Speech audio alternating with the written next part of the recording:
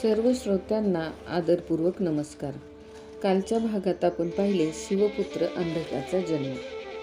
पुढील भागामध्ये पाहूया अंधकास ब्रह्मदेवांनी आणि देवादिकांनी राजगादीवर बसवले आणि त्यानंतर श्रीहरीसह सर्वजण स्वधामास निघून गेले.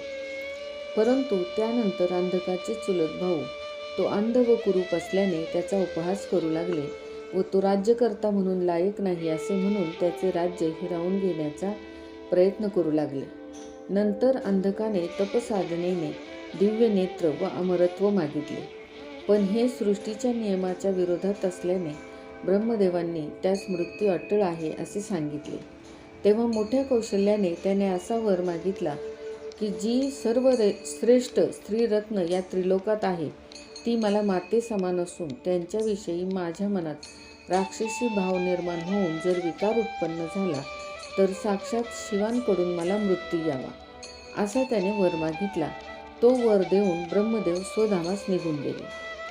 त्यानंतर अंधक मात्र व्यसनाधीन झाला, शीलभ्रष्ट झाला व वैदिक धर्माचे उच्चाटन त्याने केले.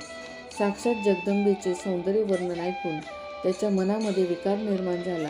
तेव्हा योगबलाने विष्णूंनी स्त्री रूप धारण केले व शिवजींच्या कानातून ते प्रकट झाले आणि तेव्हा त्यांनी जे रूप धारण केले होते तेच चंडिका स्वरूप म्हणून अंधकाच्या सेनेचा नायनाट करू लागले. त्याची सर्व सेना नष्ट केली व नंतर शिवजींनी त्यास आपल्या त्रिशूळाच्या अग्रावर लोंबकळत ठेवले. पण आपल्या घामातूनच त्याची उत्पत्ती झाली असल्याने त्यास शिव आणि पार्वतीने पुत्र स्वरूप मानले होते. त्याने क्षमा याचना केल्यानंतरच त्याची त्या त्रिशूळावरून आपल्या गणांमध्ये समाविष्टता करण्यात आली. त्यानंतर अंधकास मदत करणारे भार्गव ऋषी की ज्यांना आपण शुक्राचार्य म्हणतो त्यांना शिवजींनी गिळून टाकले आणि शेवटी तिथून काही बाहेर पडता येईना म्हणून त्यांनी शिवजींच्या उदरामध्येच कठीण तपश्चर्या सुरू केली आणि एका विशिष्ट मंत्राचा जप त्यांनी वर्षानुवर्ष केल्यानंतर महादेवांच्या कृपेने ते लिंग मार्गातून बाहेर आले. पार्वतीने त्यांना पुत्र स्वरूप स्वीकारले आणि तेथून पुढे या भृगु ऋषींचा म्हणजेच भार्गव ऋषींचा शुक्राचार्य असे नाव त्यांचे पडले व ब्रह्मदेवांपासून गुप्त ठेवलेली संजीवनी विद्या शिवांनी शुक्राचार्यांना दिली.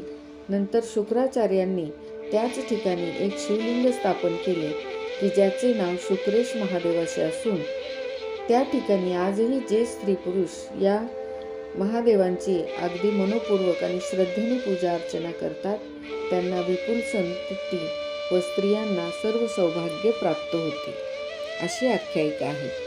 उद्याच्या भागामध्ये आपण पाहणार आहोत बाणासूर कन्या उषा आणि अनिरुद्ध यांच्या विवाहाची कथा.